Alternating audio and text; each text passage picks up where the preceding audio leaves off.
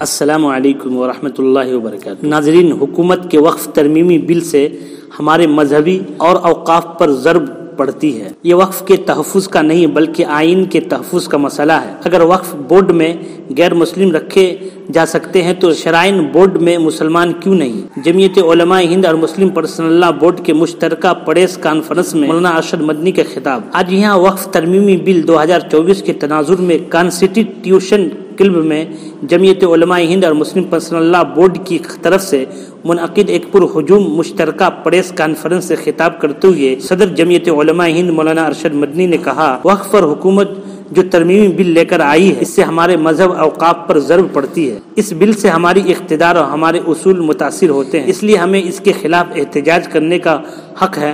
انہوں نے کہا کہ ابھی جو پارلیمانی الیکشن ہوا ہے اس میں تقریروں میں اسلام اور مسلمانوں پر مسلسل چوٹ کی جاتی رہی تاکہ ہندو مسلم کے درمیان نفرت پیدا کر کے الیکشن جیت لیا جائے، مگر یہ تجربہ ناکام رہا۔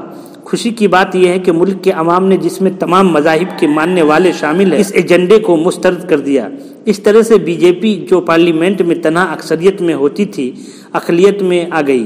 اس شکست کا منہ دیکھنا پڑا۔ مولانا مدنی نے زور دے کر کہا کہ ہم آج سے نہیں پچھلے تقریباً 1300 برس سے برادران وطن کے رہن سہن میں شریک ہیں، مگر افسوس اوپر بیٹھے ہوئے ایک شخص کو یہ بات پسند نہیں ہے۔ سیاسی کامیابی کے لیے ہندو مسلم کی سیاست کو ہی وہ ایک کاریگر حربہ تصور کرتا ہے۔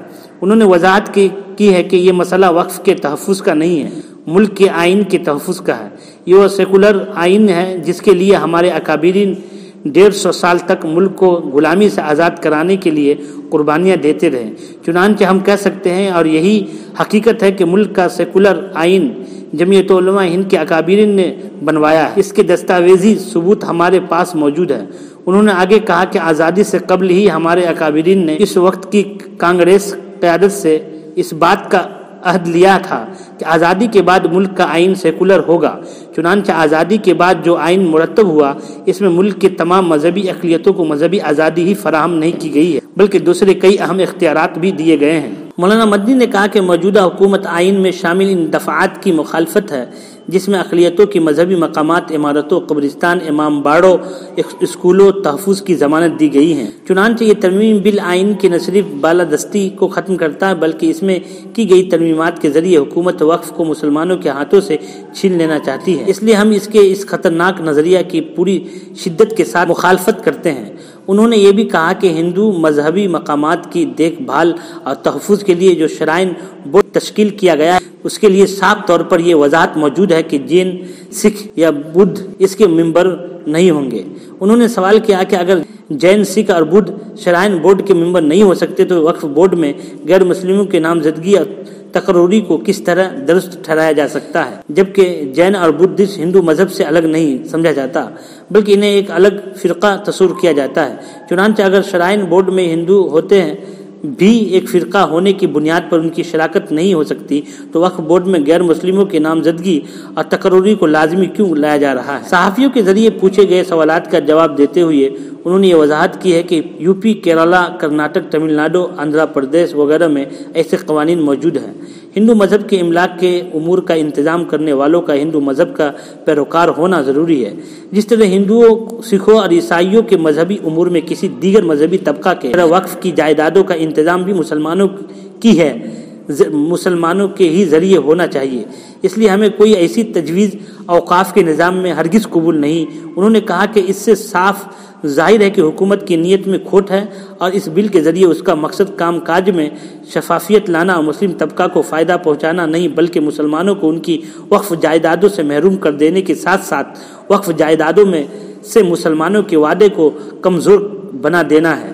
یہی نہیں، بل میں کی جانے والی ترمیمات کی آڑ لے کر کوئی بھی شخص کسی مسجد، قبرستان، امام باڑہ، عمارات اور اراضی کی وقف حیثیت پر سوالیہ نشان لگا سکتا ہے۔ مولانا مدنی نے یہ بھی کہا کہ اس طرح نئے تنازعات کا ایک لامتناہی سلسلہ شروع ہو سکتا ہے اور ترمیمی بل میں موجودہ مسلمانوں کی کمزوری قانونی حیثیت کا فائدہ اٹھا کر وقف جائیدادوں پر قبضہ کرنا آسان ہو سکتا ہے۔ دوسری، یہ بل مسلمانوں کو دیے گئے آئینی اختیارات پر بھی ایک حملہ ہے۔ آئین نے اگر ملک کے ہر شہری کو مذہبی آزادی اور یکساں حقوق دیے ہیں، وہیں ملک میں آباد اقلیتوں کو بعض خصوصی اختیارات بھی دیے گئے ہیں اور ترمیمی بل ان تمام اختیارات کو مکمل طور پر نفی کرتا ہے۔ آخر میں مولانا مدنی نے حیرت کا اظہار کرتے ہوئے کہا کہ وقف ترمیمی بل 2024 کے تحت تجویز دی گئی ہے کہ موجودہ ایکٹ کی تجویز سیکشن 40 کو سرے سے حذف کر دیا جائے، جبکہ اوقاف پر 2006 مشترکہ پارلیمانی کمیٹی اور جسٹس سچر کمیٹی نے رپورٹ کیا تھا کہ بڑی تعداد میں وقف کی جائیدادوں پر ناجائز قبضہ ہے۔ ایسی سچر کمیٹی کی رپورٹ کا حوالہ موجود ہے کہ حکومت بھی دے رہی ہے، لیکن اس کے باوجود 2024 کے بل میں تجویز دی گئی ہے کہ ریاستی وقف بورڈ کو یہ حق نہیں ہے دیا جائے کہ ان جائیدادوں کی نشاندہی کرے جس پر ناجائز قبضہ ہے اور ان کی بازیابی کے لیے کوشش کرے۔ حکومت کی یہ تجویز اوقاف کے وجود کے لیے انتہائی نقصان دہ ہے۔ ایک اور سوال کے جواب میں مولانا مدنی صاف گوئی سے کہا کہ پچھلے 10 برسوں کے دوران ملک کی اقلیتوں بالخصوص مسلمانوں کو پیٹھ سے لگا دینے اور یہ باور کرانے کے لیے اب بحیثیت شہری ان کے کچھ بھی حقوق اور اختیارات نہیں رہ گئے ہیں۔ کئی قانون جبریہ طور پر لائے اور نافذ کیے گئے۔ یہ وقف ترمیمی بل بھی ان میں سے ایک ہے جسے کسی بھی طرح منظور کروا کر مسلمانوں پر جبراً لاگو کرنے کی سازش ہو رہی ہے، جسے ہم قبول نہیں کر سکتے۔